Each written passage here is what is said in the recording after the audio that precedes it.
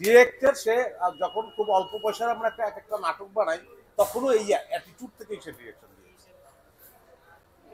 আজকে একটু মৌসুমী আপুর কথা শুনবো। আমি প্রথম পেয়েছি ওনাকে এই গত 7 দিন হ্যাঁ আগে। তার আগে একটু মোশাররফ ভাই একটা শেষ হয়েছে কিনা?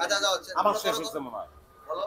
তাহলে আমি প্রত্যেকদিন কথা বলে যাই। না, বাইরে আরো প্রশ্ন আছে, বাইরে আমার একটা জিজ্ঞাসা ছিল ছোট করে যে পুরোপুরি সত্য না হলেও অর্ধসত্য ব্যাপারগুলো দিয়ে মোশাররফ করিমকে আমরা যেভাবে দেখেছি যে অতটা প্রচার মুখী না, প্রচার বিমুখ যতটুকু দেখেছি।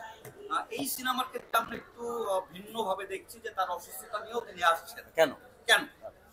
কারণ হচ্ছে কি যে আমি যখন প্রিমিয়ার শোতে আসলাম তখন আমার মানে আমি দেখি নাই সিনেমাটা, প্রিমিয়ার শোতেই আমি দেখলাম। ও ডিরেক্টর আমাকে বললো যে আসতে হবে, দেখার পরে আমার ভালো লাগে।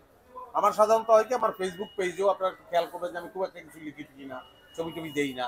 এটা আমার স্বভাব, এটা কোনো বিরাট গুণ তা না, এটা হয়তো বিরাট দোষ, কিন্তু এটাই আমার বৈশিষ্ট্য।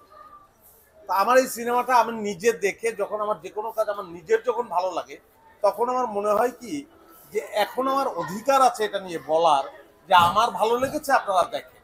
আর দেখা গেলো আমার নিজেরই ভালো লাগে নাই কিন্তু আমি খুব ঢোল পিটাচ্ছি, ভাই এটা আমি ফাটাই ফেলছি, অমুক করছি সমুক করছি, আপনারা দেখেন, সেটা একটা অসততা বা মিথ্যাচার হবে। ওইটা আমি করতে চাই না বিধায়ী অধিকাংশ সময় আমি পাশ কাটিয়ে যাই অনেক সময়।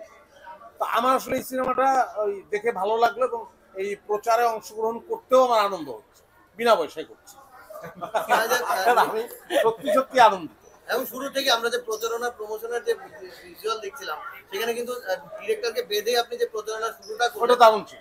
সেই জায়গা থেকে মানে অসাধারণ একটা ক্রিয়েটিভ আইডিয়া, যেহেতু সে আমার কাছে স্ক্রিপ্টটা বললো যে এইটা আইডিয়া, ওকে আপনি ইনপুট দিয়েছেন কিনা?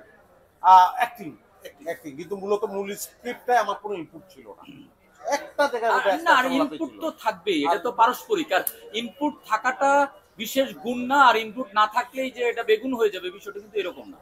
এটা এটা এটা ভালোবাসার মতো, এটা পারস্পরিক।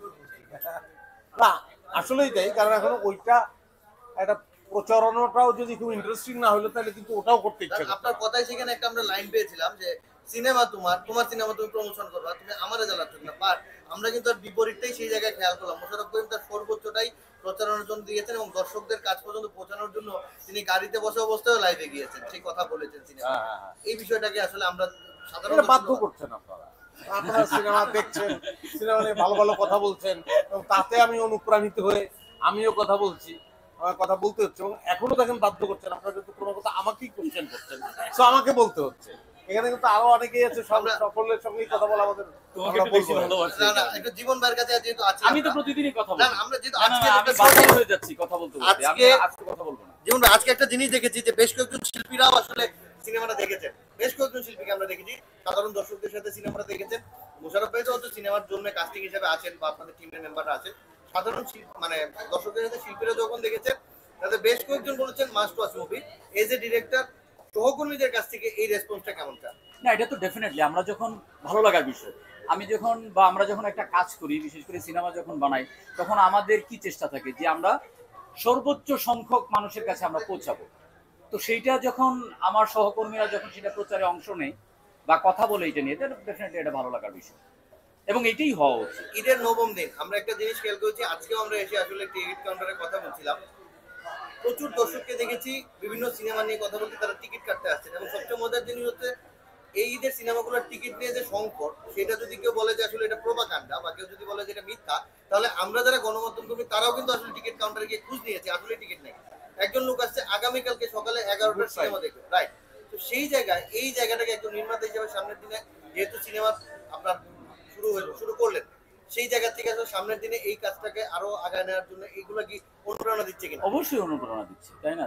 বরং টিকিট যদি বিক্রি না হতো তাহলে তো আমরা আরো ফ্রাস্ট্রেটেড হয়ে যেতাম, তাহলে পরের কাজের জন্য বা এটার যে পার্ট 2 এর জন্য হয়তো আমরা চিন্তা করতাম না বা এই কথাই আসতো না, বা আপনাদের সাথে এই যে বসে কথা বলছি এইটা তো এই টিকিট, এছাড়া তো অন্য কিছু নয়।